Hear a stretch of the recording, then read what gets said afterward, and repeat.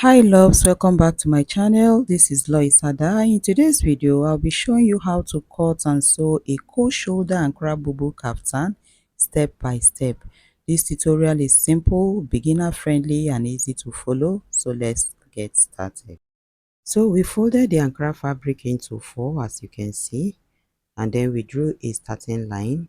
So from the starting line, I'm going to place my tape to measure what we have total. We have total of 47 inches. So 47 inches is folded into two before folding into four. So next, we are now going to take the neck width. So the neck width we are working with on this project is 4 inches for both the front and the back. And then the full back we are making do with 8 inches, which is the full back divided by 2. And then the armhole circumference we are using 8.5. So for the shoulder we took 8 inches and we are going to mark 8 inches as well at the bust area. So we are forming our armhole. So after drawing that line, the next thing we are going to do is to take the shoulder slant of 3/4 and connect to the neck width. So next we are going to take the neck depth for both the front and the back to be 4 inches and we connected to the neck width. So next we are now going to take the measurements of the yoke. Remember there is yoke on this cloth, so let's form the armhole first.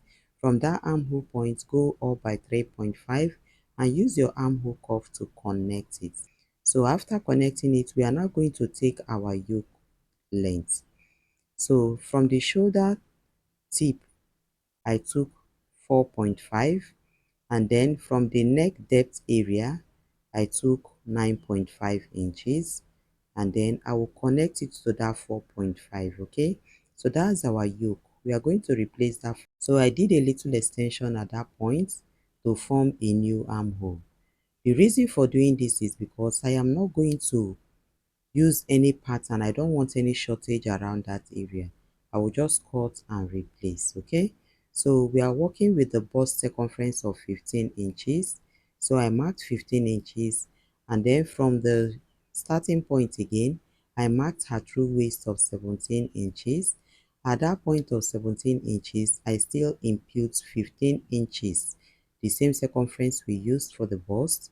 That is the same circumference we are using for the true waist. Okay, so connect the point, and then from that point I came down by 8 inches to put the pocket, inbuilt pocket. Okay, cut together pocket. So I marked 8 inches. So from there I had to make the connection of the pocket. See the way I drew the pocket. So after that I am going to use my free hand to extend the line in an A-shaped manner. So just the way I did it, that is how we are going to cut what we have all out. So we are done with the marking. Okay, so the next thing is to add half an inch at the upper part for seam allowance.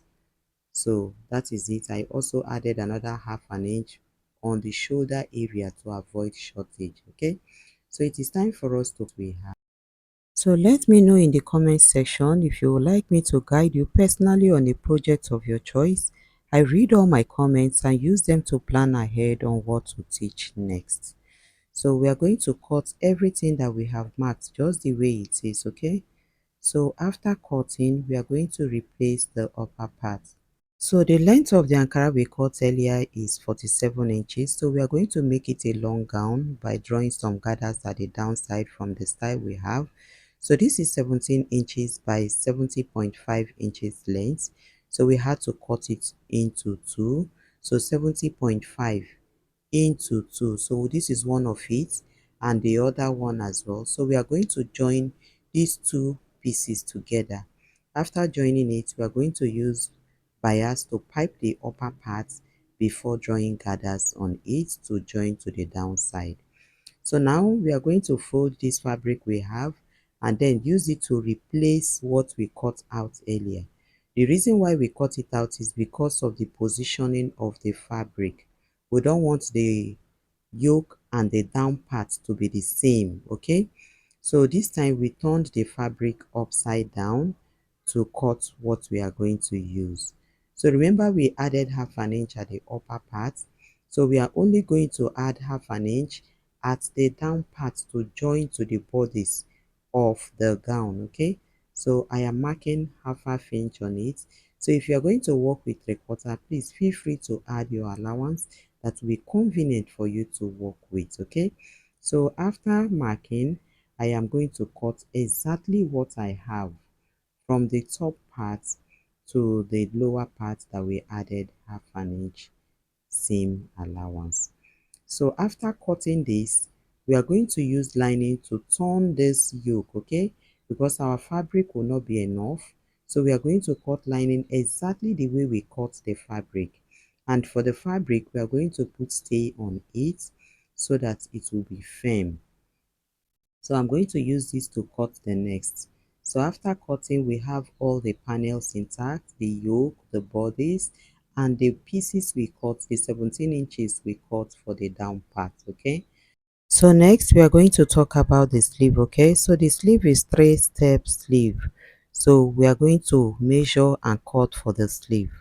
So we folded the fabric into two, that is placing it on fold. The length, the width we have is 10.5, while the length is 14.5 on fold, meaning that when you open it, it will be 29 inches. So after cutting this first one, I am going to cut for the second sleeve. Okay, so this will become the longest layer. The three, remember, it's 3 layers. Okay, so after cutting this, we are going to cut the next layer. So the two is complete for the two sleeves, the same length. So we are done cutting all the 3 layers. So the second layer we have 29 inches by 8.5, 29 inches by 8.5. That is what we have for the second layer. So the width is 8.5, the length is 29 inches, while the third layer is 5 3/4 by 29 inches. So the 3 layers are complete. So we are going to place the first layer, the longest one, followed by the second, and then followed by the third. We are going to place all of them equally. After placing them equally, we are going to run gather stitches on it at that upper part where they are aligned together, and then we'll draw gathers. While the down part of it, we are going to use our pink bias to pipe it all round and then case the top of it. So all the panels for the gown is ready. We have the yoke, we have the sleeve, the 3-layer sleeve that we cut earlier. The tray is complete. We are going to keep the sleeves aside, and then we are also going to keep the down part aside.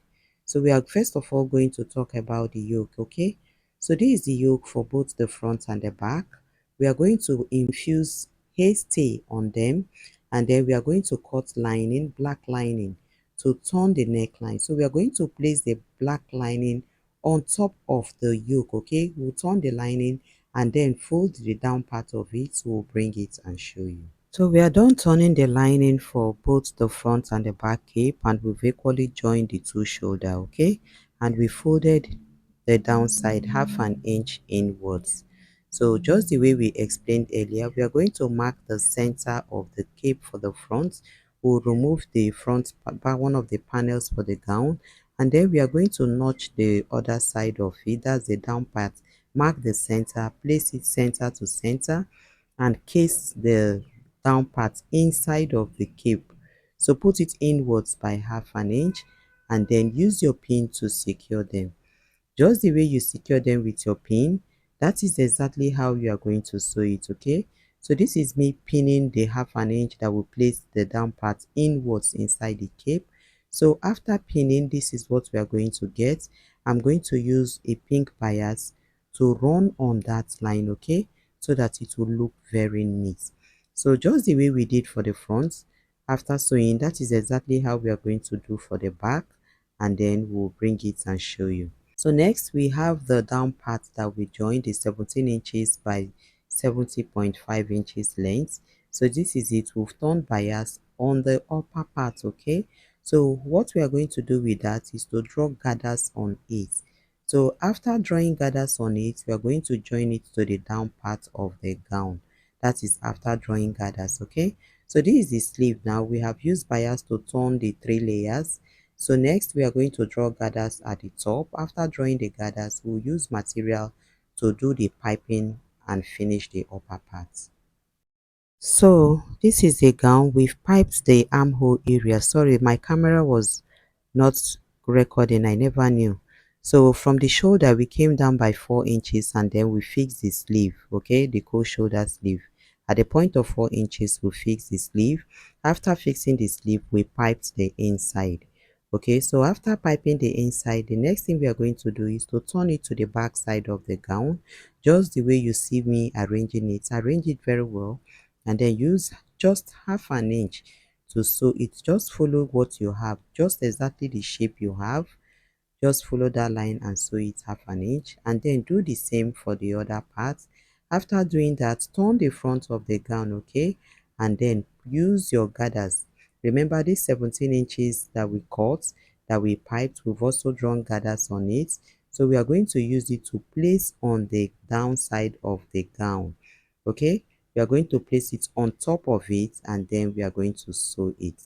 So after sewing it to the gown, we are now going to fold the downside of this gown, okay, half an inch and another half an inch. We'll bring it and show you. So we are done with the gown, everything. We've joined the sides. This is the pocket of the gown, and even the downside we've fixed our gathers and we've also folded the down part. So we are going to place it on our model for you to see. If you've learned something new in this video, please like the video, subscribe to my channel and turn on your notification bell. Drop your questions in the comment section and I'll reply. Thank you for watching and see you in my next video. I am Lois Ada.